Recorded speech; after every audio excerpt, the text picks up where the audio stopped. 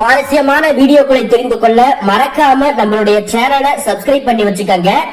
என் அண்ணியின் அப்பாவுக்கு உடல்நிலை சரியில்லாததால் அவரை பார்க்க என் அண்ணியுடன் ரயிலில் ஏசி ஸ்லிப்பர் சீட்டில் புக் செய்து சென்றோம்.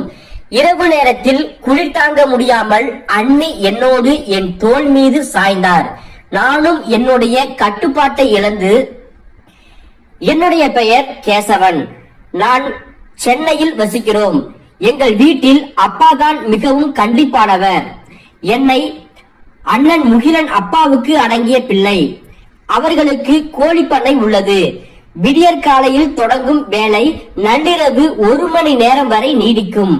அண்ணனுக்கும் அப்பாவுக்கும் பயந்து வீட்டில் எப்போதும் ஒரு அமைதி நிலவும். அண்ணனுக்கு திருமணமாகி 2 வருடங்கள் ஆகிறது. அவர் மனைவி தேவி. நான் இப்போதுதான் கல்லூரி படிப்பை முடித்துவிட்டு வீட்டில் சும்மா இருக்கிறேன். அப்பா பலமுறை வேலைக்கு வரும்படி அழைத்தும் எனக்கு அந்த வேலையில் விருப்பமில்லை. நண்பர்களுடன் ஊர் சுற்றுவதிலேயே பொழுதை கழிப்பேன். அப்பாவும் அண்ணனும் வேலைக்கு சென்று விட்டால் அதுவரை சிறைச்சாலை போல இருந்த வீடு சட்டென ஒரு நந்தவனமாக மாறும். தேவி அண்ணி சுதந்திரமாக திரிவார். என் தங்கை செல்வியும் அண்ணியும் அமர்ந்து டிவி பார்ப்பார்கள். ஒரு நாள் நான் நண்பர்களை பார்க்க சென்ற போது என் நண்பர்கள் யாரும் வீட்டில் இல்லை. அதனால் நான் சீக்கிரம் வீடு திரும்பிவிட்டேன்.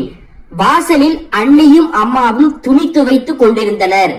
என்னை பார்த்ததும் அண்ணி, கேசவன் நல்ல வேளை இந்த துணிவாளியை மொட்டை மாடிக்கு கொண்டு வந்து தா என்றாள்.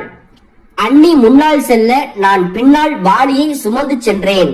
மாடியில் அண்ணி துணிகளை எடுத்து தர நான் கொடியில் காய போட்டேன். அப்போது வெள்ளை நிற ஆடையை நான் கையில் எடுக்க சட்டென திரும்பிய அண்ணி அதை பிடுங்கிக் கொண்டார். என்ன பார்க்கிறாய், வெட்கமாக இல்லையா? போ, கீழே போய் மீதி துணிகளை எடுத்து வா என்று அதட்டினார். நான் மீண்டும் கீழே சென்று அம்மா தந்த வாளியுடன் மாடிக்கு வந்தேன். அண்ணி சுவருக்கு பின்னால் நின்று கீழே இருக்கும் மைதானத்தை பார்த்து கொண்டிருந்தார். நான் மெல்ல அவர் பின்னால் சென்று எட்டி பார்த்தேன். அங்கே ஒரு எருமை மாடு மேய்து கொண்டிருந்தது. அதைத்தான் அவர் பார்த்து கொண்டிருந்தார். திடீரென திரும்பிய அவர் நான் அவர் அருகில் நிற்பதைக் கண்டு பதறி போய், என்ன செய்கிறாய் கேசவன்? இதையெல்லாம் உன் அண்ணனிடம் சொல்லட்டுமா என மிரட்டினார். நானும் மன்னிப்பு கேட்டுவிட்டு தப்பினேன். ஆனாலும் அன்று முழுவதும் ஏதோ ஒரு குழப்பம் என் மனதில் ஓடிக்கொண்டே இருந்தது. மாலையில் அண்ணன் போன் செய்தார். தேவியின் அப்பாவுக்கு உடல்நிலை சரியில்லை. அவளை அவசரமாக அவள் ஊருக்கு அழைத்து செல்ல வேண்டும். எனக்கு வேலை இருக்கிறது, நீ அவளை அழைத்து கொண்டு போ என்றார். ரயிலில் ஏசி ஸ்லீப்பரில் கோச்சில் 2 சீட் முன்பதிவு செய்ய சொன்னார். நான் முன்பதிவு செய்துவிட்டு திரும்பிய போது வீட்டில் யாரும் இல்லை. தங்கை செல்வி மட்டும் இருந்தாள். நான் என் அறைக்கு சென்று சோர்வாக அமர்ந்து உடலில் தைலம் தேய்த்து மசாஜ் செய்து கொண்டிருந்தேன். கதவை பூட்ட மறந்துவிட்டேன். சட்டென கதவு திறக்க அண்ணி தேவி அருகில் நின்றிருந்தார். டிக்கெட் உறுதியாகிவிட்டதா என்று கேட்டவர் என்னை பார்த்துவிட்டு, இனிமேல் இப்படி தனியாக இருக்கும்போது கதவை பூட்டி பழகிக்கொள் என ஒரு விசித்திரமான பார்வையுடன் சொல்லிவிட்டு சென்றார். அன்று இரவு 1 மணி. மறுநாள் பயணம் என்பதால் துணிகளை அடுக்கி வைத்துக் கொண்டிருந்தேன். தாகம் எடுக்கவே தண்ணீர் குடிக்க கிச்சனுக்கு சென்றேன். அப்போது மொட்டை மாடிக்கு யாரோ ஏறும் சத்தம் கேட்டது. மெல்ல தனியாக சென்றேன். இருட்டில் அண்ணி தேவி யாரிடமோ போனில் பேசிக் கொண்டிருந்தார். எல்லாம் ரெடி, நாளைக்கு வந்து விடுவேன் என்று சொல்லிக் கொண்டிருந்தார். அவர் பேசிய வார்த்தைகள் எனக்கு அதிர்ச்சி அடைய தந்தன. கண்டிப்பான என் அண்ணனின் நிலையில் இருக்கும் அன்னைக்கு இப்படி ஒரு ரகசியமா? நான் சட்டென கீழே இறங்கி வந்துவிட்டேன். சிறிது நேரத்தில் அவரும் கீழே வந்தார். என்னை அங்கே பார்த்ததும் பதறி போய் துணி காய்ந்து விட்டதா என பார்க்க சென்றேன் என பொய் சொன்னார். அவர் கண்களில் ஒருவித நடுக்கம் தெரிந்தது. மறுநாள் காலை நான் கிளம்பி கொண்டிருந்த போது தங்கை செல்வி ஓடி வந்தாள். அண்ணே, எனக்கும் உங்க கூட வரணும்னு ஆசைதான். ஆனா அப்பா விட மாட்டார். எனக்காக ஒரு உதவி செய்வீங்களா என கேட்டாள். அடுத்த சில மணி நேரங்களில் எல்லாம் மின்னல் வேகத்தில் நடந்தன. செல்விக்கு புதிய மொபைல் வாங்கி கொடுத்தேன். அதை பார்த்ததும் அவள் அடைந்த மகிழ்ச்சிக்கு அளவே இல்லை. அண்ணி தேவியும் தன் பைகளை தயார் செய்து வைத்திருந்தார். அண்ணன் முகிலன் வண்டியில் ரயிலில் எங்களை ரயில் நிலையத்திற்கு அழைத்து சென்றார். கேசவன் அண்ணியை ஜாக்கிரதமாக கூட்டிட்டு போ, வழியில் எங்கும் இறங்கி விடாதே என்று அண்ணன் அறிவுரை கூறிவிட்டு விடை பெற்றார். ரயில் நகரத் தொடங்கியது. ரயில் பெட்டியில் நாங்கள் இருவரும் மட்டுமே இருந்தோம். அண்ணி தேவி மெல்ல தன் பெட்டியை வைத்துவிட்டு வசதியாக அமர்ந்தார். அண்ணி, நேற்று இரவு நீங்கள் யாரிடம் போனில் பேசினீர்கள் என்று நான் தயக்கத்துடன் கேட்டேன். அவர் சிரித்துக் கொண்டே, எனக்கு தெரியும் கேசவன், நீ அதை கேட்பாய் என்று. அது என் தோழி. திருமணத்திற்கு முன்பு நாங்கள் இப்படித்தான் மணிக்கணக்காக பேசிக் கொள்வோம். அவளுக்கு இன்னும் திருமணம் ஆகவில்லை. அவளுடன் தான் நான் பேசினேன்.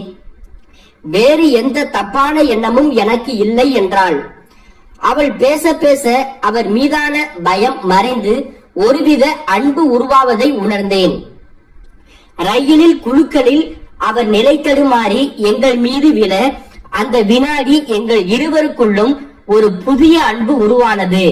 நீ என் கொழுந்தன் மட்டுமல்ல, ஒரு நல்ல நண்பன் என்று அவர் என் கைகளை பற்றி கொண்டார். அடுத்த நாள் காலை மதுரை ரயில் நிலையத்தை அடைந்தோம்.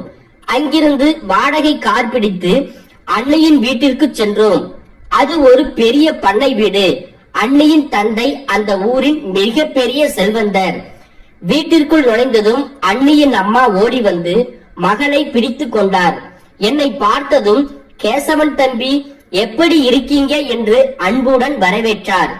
அன்னியின் அம்மாவுக்கும் அன்னிக்கும் இடையே பெரிய வயது வித்தியாசம் தெரியவில்லை. அவரும் அன்னியை போலவே மிகவும் அழகாக இருந்தார். முதலில் இருவரும் குளித்துவிட்டு வாருங்கள், பயண களைப்பு தீரட்டும், அதற்குள் நான் சாப்பாடு தயார் செய்கிறேன் என்றார். அன்னையின் தந்தையை போல் போய் பார்த்தோம். அவர் உடல்நிலை தேறி வந்தாலும் மகளை கண்டதும் அவர் முகம் மலர்ந்தது. மதுரை நகரில் அந்த பெரிய பண்ணை வீட்டில் அந்த பசுமையான சூழலில் அன்னி தேவியுடன் உண்டான என் பயணம் ஒரு புதிய திசையை நோக்கி திரும்ப போவதை நான் அப்போது உணரவில்லை. அன்னியின் அம்மாவின் அந்த அன்பும் அன்னி என்னிடம் காட்டிய அந்த ரகசிய பார்வையும் ஏதோ ஒரு மாற்றத்தை உணர்த்தியது. குளித்து முடித்துவிட்டு வந்தபோது டைனிங் டேபிள் சுட சுட சாப்பாடு தயாராக இருந்தது. அன்னியின் அம்மா எங்களை அன்போடு அமர வைத்தார். அன்னி தேவி தன் பிறந்த வீட்டுக்கு வந்த சந்தோஷத்தில் துள்ளி குதித்துக் கொண்டிருந்தார். கேசவன், இங்கே பாரு, இதுதான் எங்க தோட்டம், அங்கதான் ஒரு பெரிய கிணறு இருக்கு என்று அன்னி ஜன்னல் வழியாக காட்டினார். சாப்பிடும் போது அன்னியின் அம்மா என்னையே கவனித்துக் கொண்டிருந்தார். தம்பி, உங்கள் அண்ணன் முகிலன் ரொம்ப கண்டிப்பானவர்னு தேவி சொல்லுவா, ஆனா நீங்க ரொம்ப அமைதியா சமத்தா இருக்கீங்களே என்று அவர் பாராட்டிய போது அன்னி தேவி எனக்கு ஒரு ரகசிய பார்வை வீசினார். மதிய உணவுக்கு பிறகு அன்னியின் அப்பா உறங்க சென்றார். அன்னியும் அம்மாவும் ஓய்வெடுக்க போக அன்னி என்னை மெல்ல அழைத்தார். கேசவன், வா, நம்ம தென்னந்தோப்பு வரைக்கும் போயிட்டு வரலாம். வெளியே வெயில் தணிந்து இதமான காற்று வீசி கொண்டிருந்தது. தோட்டத்தின் ஒரு மூலையில் வேலைக்காரரின் மகள் பார்வதி நின்று கொண்டிருந்தார். அன்னி சொன்ன அதே தோழி இவள்தானா என்று நானும் யோசித்தேன். அன்னி அவளை எனக்கு அறிமுகம் செய்து வைத்தார். இவன் என் கொழுந்தன் கேசவன், ரொம்ப நல்லவன். நான் சொன்னேனே அந்த போன் விஷயம் எல்லாம் இவனுக்கு தெரியும் என்று அன்னி சொன்னதும் பார்வதி வெட்கத்தில் தலை குனிந்தாள். தோட்டத்தில் ஒரு மரத்தடியில் அமர்ந்திருந்த போது அன்னி என்னிடம் மனம் விட்டு பேசினார். கேசவன், சென்னை வீட்டில் உன் அப்பாவுக்கும் உன் அண்ணனுக்கும் பயந்து நான் மூச்சு கூட விட முடியாமல் இருந்தேன். ஆனால் இந்த ரயில் பயணமும் இந்த துணையும் எனக்கு புது தெம்ப கொடுத்திருக்குது. நம்ம 2 பேருக்கும் இடையில் ஒரு ரகசியம் இருக்கு. அது அப்படியே இருக்கட்டும். நாம இனிமேல வெறும் உறவினர்கள் மட்டும் இல்ல, அன்பான நண்பர்கள், சரியா என்று அவர் என் கையை பிடித்து உறுதிமொழி வாங்கி கொண்டார். அந்த பண்ணை வீட்டின் தனிமையும் அண்ணியின் சுதந்திரமான போக்கும் எனக்குள் ஒரு மெல்லிய நடுக்கத்தை, அதே சமயம் ஒரு புதிய உற்சாகத்தையும் தந்தது. அன்று இரவு மாடியில் இருந்த அறையில் நான் படுத்திருந்தேன். ஜன்னல் வழியாக தோட்டத்தின் பூக்களின் வாசம் வந்து கொண்டிருந்தது. திடீரென என் அறை கதவு மெல்ல திறக்கப்பட்டது. உள்ளே வந்தது என் அண்ணி. கேசவன், இன்னும் தூங்கலையா? எனக்கும் தூக்கம் வரல. அம்மாவும் அப்பாவும் கீழே இருக்காங்க. நாம வேணும்னா மொட்டை மாடிக்கு போய் கொஞ்ச நேரம் நிலாவை பார்த்து விட்டு பேசலாமா என்றார்.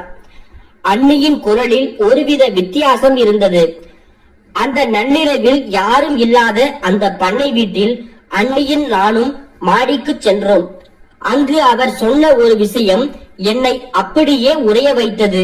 மொட்டை மாடியில் குளிர்ந்த காற்று வீசிக் கொண்டிருந்தது. அண்ணி தூரத்து தென்னை மரங்களை பார்த்தபடி பேசத் தொடங்கினார். கேசவன், உனக்கு ஒண்ணு தெரியுமா? நான் ஏன் அந்த போன் விஷயத்தை உன்கிட்ட மறைக்காம சொன்னேன்னு? ஏன்னா இந்த குடும்பத்துல நிஜமான சந்தோஷம் யாருக்குமே இல்லை. உன் அண்ணன் ஒரு இயந்திரம் மாதிரி ஓடிக்கொண்டே இருக்கிறார். உன் அப்பா அதிகாரத்திலேயே இருக்கார். ஆனால் நீ மட்டும்தான் மற்றவங்களுக்கு உணர்வுகளுக்கு மதிப்பு கொடுக்கிற. இங்கதான் நான் தோழிக்கிட்ட பேசுறேன். வெறும் பேச்சு மட்டும் அல்ல கேசவன், அது என்னுடைய விடுதலை. உன் கூட இந்த பயணம் வந்த பிறகுதான் எனக்கும் ஒரு தம்பி மாதிரி நண்பன், ஒரு உறவு கிடைச்சிருக்குன்னு தோணுச்சு. சென்னையில் நாம் திரும்பவும் அந்த மௌனமான வீட்டுக்குள்ளதான் போகும்போது இந்த மதுரை நினைவுகள் தான் நமக்குள்ள ஒரு ரகசிய சிரிப்பா இருக்கும். அடுத்த 2 நாட்கள் அந்த பண்ணை வீட்டில் சொர்க்கமாக இருந்தன. அண்ணியின் அம்மா எங்களை ஊர் முழுக்க சுற்றி காட்டினார்கள். நான் அண்ணியுடன் சேர்ந்து தோட்டத்தில் வேலை செய்தும் ஆற்றுக்கு சென்று குளித்தும் என் வாழ்நாளில் மறக்க முடியாத அனுபவத்தை பெற்றேன். அண்ணியின் தந்தை குணமடைந்ததை தொடர்ந்து நாங்கள் சென்னைக்கு கிளம்ப தயாரானோம். பண்ணை வீட்டில் எங்களது கடைசி மாலை பொழுது அது. தோட்டத்தில் இருந்த அந்த கிணற்றடியில் நானும் அண்ணியும் அமர்ந்திருந்தோம். சுற்றிலும் தென்னை மரங்களின் சலசலப்பு. அண்ணி மிகவும் அமைதியாக இருந்தார். கேசவன், நாளைக்கு நாம கிளம்புறோம்னு நினைக்கும் போது மனசுக்கு கஷ்டமா இருக்கு. அங்க போனா மறுபடியும் அதே 4 செவுரு, அதே பயம் என்று சொல்லும் போதே அவர் கண்கள் கலங்கின.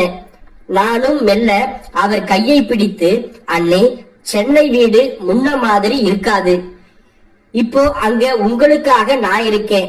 உங்களுக்கு ஒரு கஷ்டம்னா தம்பியா நான் நிற்பேன் என்றேன். அந்த ஒரு வார்த்தை அவருக்கு பெரிய ஆறுதலாக இருந்தது. அப்போது அண்ணியின் அம்மா அங்கே வந்து, என்ன கிளம்புறதுக்குள்ளேயே நீங்க 2 பேரும் சோகமாயிட்டீங்க. இன்னைக்கு நைட்டு ஒரு விசேஷமான விருந்து இருக்கு, சீக்கிரம் வாங்க என்று எங்களை அழைத்து சென்றார். அன்று இரவு அண்ணியின் அம்மா ஊர் முறைப்படி ஒரு பெரிய விருந்தை ஏற்பாடு செய்திருந்தார். அண்ணியின் தந்தை இப்போது நன்றாக எழுந்து நடமாட தொடங்கியிருந்தார். உணவருந்தும் போது அண்ணியின் அம்மா என்னிடம் சொன்னார், கேசவன், நீங்க சென்னைக்கு திரும்பி போனதும் உங்க அப்பா கிட்ட ஒண்ணு சொல்லணும். தேவிக்கு இங்கேயே ஒரு சின்ன தொழில் தொடங்கி கொடுக்க அவங்க அப்பா ஆசைப்படுறாரு. அவ அடிக்கடி இங்க வந்துட்டு போக நீங்க தான் உதவி செய்யணும். அண்ணி இதை கேட்டு வியப்படைந்தார். இது அன்னிக்கும் அவர் அம்மாவுக்கும் இடையே ஏற்கனவே போடப்பட்ட ஒரு ரகசிய திட்டமோ என்று எனக்கும் தோன்றியது. அண்ணி என்னை பார்த்து மெலிதாக ஒரு பார்வை பார்த்தார். அந்த பார்வையில் இனி அடிக்கடி இங்கே கூட்டிட்டு வருவது என் பொறுப்பு என்று அர்த்தம் பதிந்திருந்தது. கிளம்பும் போது அண்ணியின் அம்மா என் கையை பிடித்துக் கொண்டு, தம்பி, என் மகளை பத்திரமா பாத்துக்கோ. அவ அங்க ரொம்ப தனியா உணர்றா. நீ அவளுக்கு துணையா இரு என்றார். அவர் கண்களில் இருந்த அந்த தெளிவு அண்ணியிடம் சொன்ன ரகசியத்தின் ஆழத்தை புரிய வைத்தது. ரயிலில் மீண்டும் சென்னைக்கு திரும்பி கொண்டிருந்தோம். இப்போது எங்கள் இருவருக்கும் இடையே அந்த பழைய பயமோ அந்நிய தன்மையோ இல்லை. அண்ணி சன்னலில் சாய்ந்து கொண்டு அமைதியாக ஜன்னல் வழியே வேடிக்கை பார்த்தார். சென்னை ரயில் நிலையத்தில் அண்ணன் முகிலன் எங்களை வரவேற்க காத்திருந்தார். வீட்டின் வாசலில் அடியெடுத்து வைக்கும் போது அந்த பழைய அமைதி எங்களை சூழ்ந்தது. ஆனால் எனக்கு மட்டும் அன்னைக்கு மட்டும் தெரியும், இந்த மௌனத்திற்கு அடியில் இப்போது ஒரு புதிய நட்பும் ஒருவருக்கொருவர் பக்கபலமாக இருக்கும். அடுத்த நாள் காலை மதுரை ரயில் நிலையத்தில் ரயில் ஏறிய போது அண்ணி பழைய தேவியாக இல்லை. அவரிடம் ஒரு புதிய தன்னம்பிக்கை தெரிந்தது. ரயிலில் ஏசி பெட்டியின் கதவை மூடியதும் அண்ணி தன் பையிலிருந்து ஒரு சிறிய பரிசு பெட்டியை என்னிடம் கொடுத்தார். இது என்ன அண்ணி என்று கேட்டேன். திறந்து பாரு என்றார் அண்ணி. நான் அதை திறந்து பார்த்தபோது அதில் ஒரு அழகான கை கடிகாரம் இருந்தது. இது எதுக்கு அண்ணி என்று கேட்டேன். இது வெறும் கடிகாரம் இல்லை கேசவன், இனிமே உன்னோட நேரம் நல்லா இருக்கும்னு நான் கொடுக்கிற ஒரு அன்பளிப்பு. அப்புறம் இந்த போன்ல நான் பேசின அந்த தோழி பார்வதி இருக்காளே, அவளை உனக்கு ரொம்ப பிடிச்சிருக்குதுன்னு எனக்கு தெரியும். அவகிட்டையும் பேசிட்டேன். நீயும் அவளும் இனிமே போன்ல பேசிக்கலாம் என்று அண்ணி சிரித்தாள். எனக்கு அதிர்ச்சியையும் ஆச்சரியமாகவும் இருந்தது. அண்ணி எனக்காக இவ்வளவு தூரம் யோசித்திருக்கிறார் என்பது அதிர்ச்சியாகவே இருந்தது. ரயில் சென்னை வந்து சேர்ந்த போது அண்ணன் முகிலன் பிளாட்பாரத்தில் நின்றிருந்தார். வண்டியில் ஏறி வீட்டிற்கு செல்லும் வழியில் அண்ணனும் கேட்டார், என்ன தேவி, அப்பா எப்படி இருக்கார்? கேசவன் உன்னை தொல்லை பண்ணாம கூட்டிட்டு வந்தானா என்று கேட்டார். அண்ணி என் பக்கமாக திரும்பி பார்த்து, கேசவன் மாதிரி ஒரு தம்பி கிடைக்க நான் கொடுத்து வச்சிருக்கணும், அவன் என்னை ரொம்ப பத்திரமா பாத்துக்கிட்டான் என்றாள். அண்ணன் முகத்தில் ஒரு சிறு புன்னகை மலர்ந்தது. வீட்டுக்குள் நுழைந்ததும் அப்பா ஹாலில் அமர்ந்திருந்தார். நாங்கள் இருவரும் போய் அவர் காலில் விழுந்து ஆசிர்வாதம் பெற்றோம். அப்போதும் கோபமாக இருக்கும் என் அப்பா அன்று என் அண்ணியை பார்த்து, தேவி, உன் அப்பா உடம்பு இப்போ பரவாயில்லையா? நீ இன்னும் கொஞ்ச நாள் அங்கே இருந்திருக்கலாம் என்றார். அப்பாவிடமிருந்து வந்த அந்த அன்பான வார்த்தைகள் அன்னைக்கும் எனக்கும் பெரிய ஆச்சரியத்தை ஏற்படுத்தி தந்தன. வாழ்க்கை எப்போதும் ஒரே நேர்கோட்டில் செல்வதில்லை. இந்த பயணம் எங்களுக்குள் இருந்து தயக்கத்தை உடைத்து ஒரு அழகான நட்பையை, குடும்பத்திற்குள் ஒரு புதிய புரிதலையும் உண்டு பண்ணின. அண்ணி தேவிக்கு இப்போது நான் ஒரு தம்பி மட்டுமல்ல, ஒரு சிறந்த தோழனாக மாறிவிட்டேன். சென்னை வீட்டின் அந்த சுவர்களுக்குள் இப்போது பழைய பயமில்லை, மாறாக ஒரு ரகசியமான அழகான மகிழ்ச்சி சூடிக் கொண்டிருந்தது. கண்டிப்பான அந்த வீட்டில் சட்டத்திட்டங்களுக்கு நடுவே யாருக்கும் தெரியாமல் பூத்த ஒரு சிறிய செடியை போல எங்கள் நட்பு துளிர்விட தொடங்கியது.